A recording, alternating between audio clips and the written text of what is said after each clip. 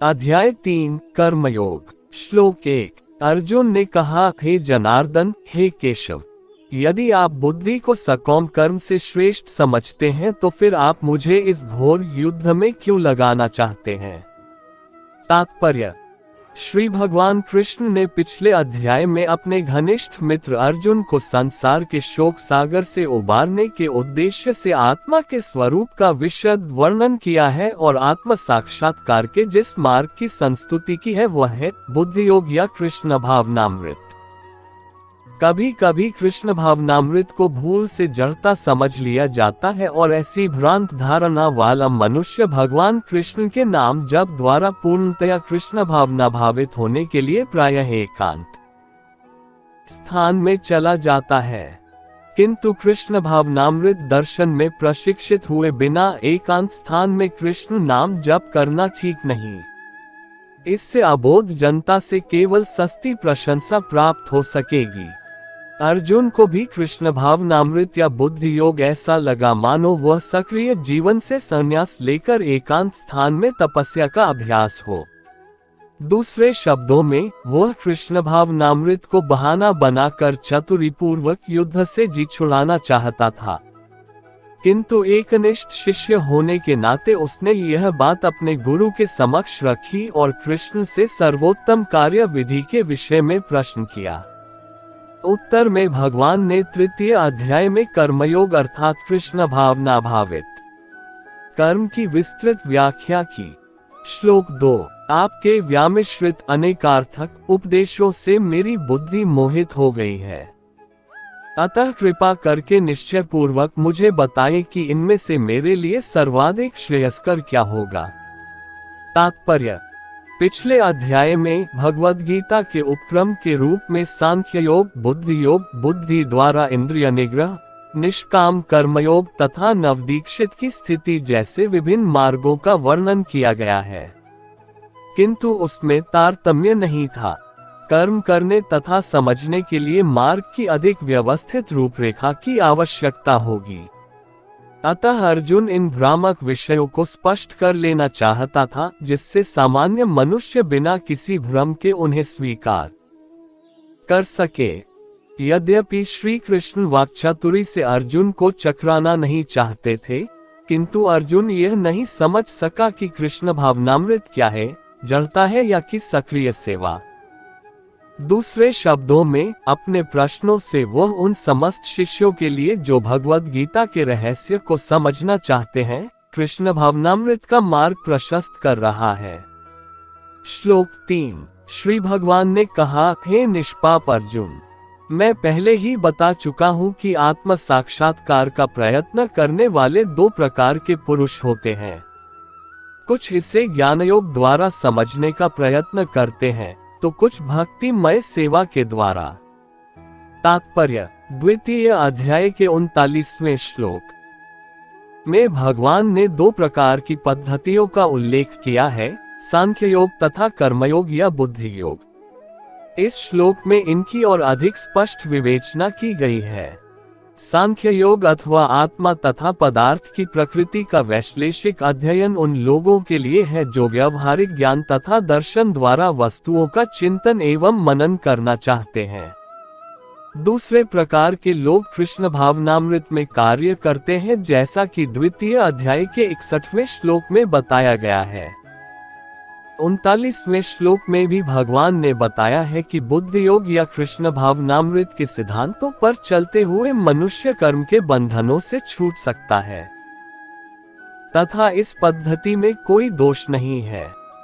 61वें श्लोक में इसी सिद्धांत को और अधिक स्पष्ट किया गया है कि बुद्धि योग पूर्णतया परब्रह्म विशेषतया कृष्ण पर आश्रित है और इस प्रकार से समस्त इंद्रियों को सरलता से वश में किया जा सकता है। अतः दोनों प्रकार के योग धर्म तथा दर्शन के रूप में अन्योन्याश्रित हैं।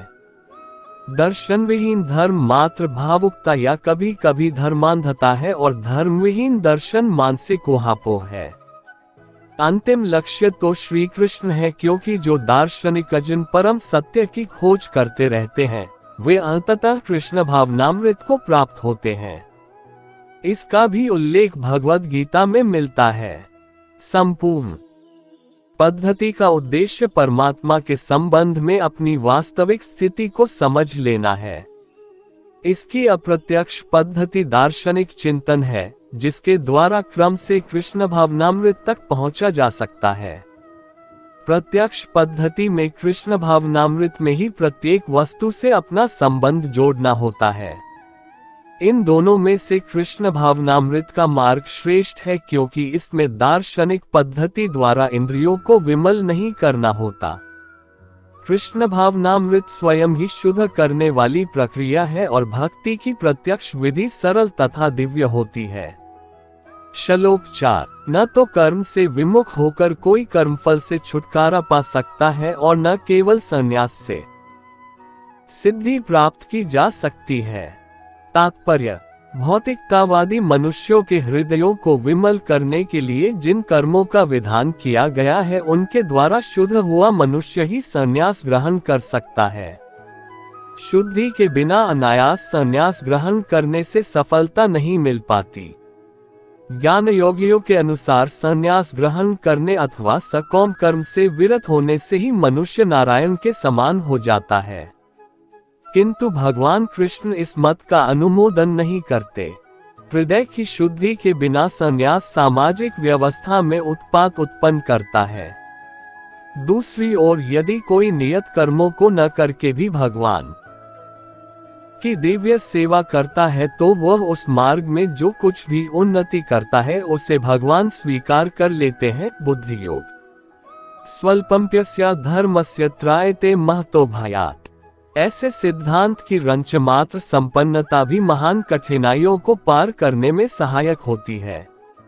श्लोक 5। प्रत्येक व्यक्ति को प्रकृति से अर्जित गुणों के अनुसार विवश होकर कर्म करना पड़ता है, अतः कोई भी एक क्षण भर के लिए भी बिना कर्म किए नहीं रह सकता। तात्पर्य: ये देहधारी जीवन का प्रश्न नहीं है, अपितु आत्मा का ये स्वभाव है कि वह सदैव सक्रिय रहता है। आत्मा की अनुपस्थिति में भौतिक शरीर हिल भी नहीं सकता। ये शरीर मृत वाहन के समान है जो आत्मा द्वारा चालित होता है, क्योंकि आत्मा सदैव गतिशील सक्रिय रहता है और वह एक क्षण के लिए भी नहीं रुक सकता। अतः आत्मा को कृष्ण भावनामृत के सत्कर्म में प्रवृत्त रखना चाहिए, अन्यथा वह माया द्वारा शासित कार्यों में प्रवृत्त होता रहेगा। माया के संसर्ग में आकर आत्मा भौतिक गुण प्राप्त कर लेता है और आत्मा को ऐसे आकर्षणों से शुद्ध करने के लिए यह आवश्यक है कि शास्त्रों द्वारा आदिष्ट कर्मों में इसे संलग्न रखा जाए। किंतु यदि आत्मा कृष्ण भावनामृत के अपने स्वाभाविक कर्म में निरत रहता है, तो वह जो भी करता है उसके लिए कल्याणप्रद होता है। श्रीमद्भागवत 1.5.17 द्वारा इसकी पुष्टि हुई है। त्यक्त्वा स्वधर्म चरणाम्बुज हरेर्भजन न प्रक्वोत्पतेत् ततो यदि यत्र क्व वा भद्रम भूद्मुष्य किनको वार्थ आप्तो भजता स्वधर्मात्। यदि कोई कृष्ण भावनामृत अंगीकार कर लेता है तो भले ही वह शास्त्रानुमोदित कर्मों को न करे अथवा ठीक से भक्ति न करे, और चाहे वह पतित भी हो जाए तो इसमें उसकी हानि या बुराई नहीं होगी। किंतु यदि वह शास्त्रानुमोदित सारे कार्य करे और कृष्ण भावना भावित न हो तो ये सारे कार्य उसके किस लाभ के हैं। अतः कृष्ण भावनामृत के इस स्तर तक पहुँचने के लिए शुद्धिकरण की प्रक्रिया आवश्यक है। अतः संन्यास या कोई भी शुद्धिकारी पद्धति कृष्ण भावनामृत के चरम लक्ष्य तक पहुंचने में सहायता देने के लिए है, क्योंकि उसके बिना सब कुछ व्यर्थ है।